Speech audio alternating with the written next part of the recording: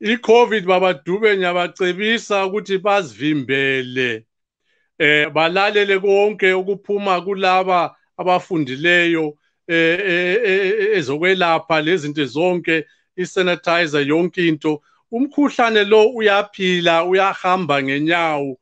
Endaweni yami laphana eNtabazinduna izidumbu sezigeleza. Yikho-ke kufuze ukuthi hayi abantu le into bayinanzelele kakhulu. Nxa ingakuthintanga, hayi bonga usomandla ngakho khonokho. Ngoba ngilapha eNgilandi ngamaviki amathathu kwatshona abantu abayi-25,000. 25,000 ngamaviki amathathu. Yikho-ke asihleki lapha Dube, sikhuluma ngelizwe elilezibhedlela ezingangamadorobho, kodwa behlulekile abamhlophe, kubaphichile. Yikho ngale kwelakithi eNtabazinduna, hayi asibonanga isandla sikahulumende ukuthi impela ihulumende ikhona iyasixhasa. Asibonanga sandla leso. Kade ngikhuluma labaphathi bami nje iviki ephelileyo, labo bebika kimi ukuthi Mkheswa, hayi sinqunu nje. Kimi ngathi hayi into engizacela kini baphathi labakhokha amandla khonaphana, lilobe phansi laba abatshonileyo.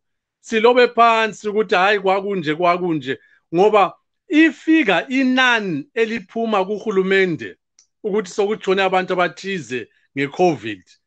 Ngamanga Dube, amadokotela abakhulumile bathi ngamanga inani lakhona inkulu.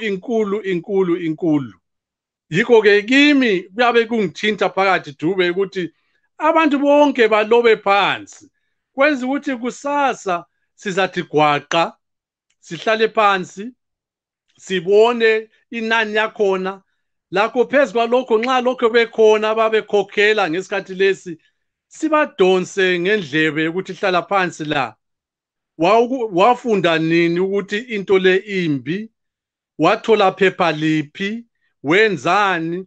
Ngoba emthethweni kolizwe Dube laphana isifundiso esokuqala nxa ungena kuhulumende, isifundiso esikuthi nxa usebenza wena ndoda kumbe mama, qala ngokuvikela imphefumulo yabantu. Ungakangeni ku-politics, ungakangeni ku-economy, ungakangeni ku-defense, ku-police, ku-economy, hayi baqala ngokuthi mfoka Dube, vikela umphefumulo wabantu bonke jikelele. Siyakuzwa sibili Nduna. So-ke kulale Jackson le esibuyile i-Sinopharm i-Jackson. So abantu beNtabazinduna ungabacebisa usithini ngeJackson le? Hayi iJackson le baba Dube, hayibo mntu omdala. Sifundile, sikhulile, sihambile umhlaba jikelele. iJackson le ifika kwelakithi ebusuku. Ebusuku beyifihlile phakathi kwesijumbu. Asikwazi ukuthi ilani yenze njani. Nxa sisizwa lapha njengoba ngilapha eNgilandi, ngiyezwa ukuthi ilama side effects afika ku-73.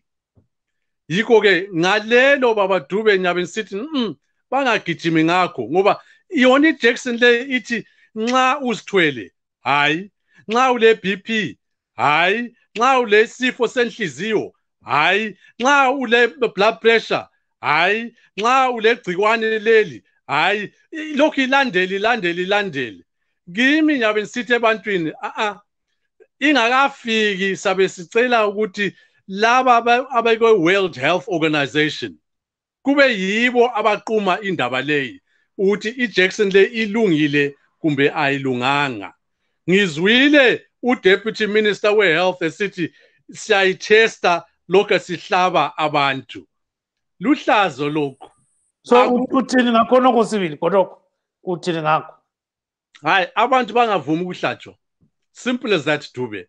Bangavumi ukusa, angeke ngibe yinduna baba Dube ngithi abantu bami bavume kuba ngama guinea pig.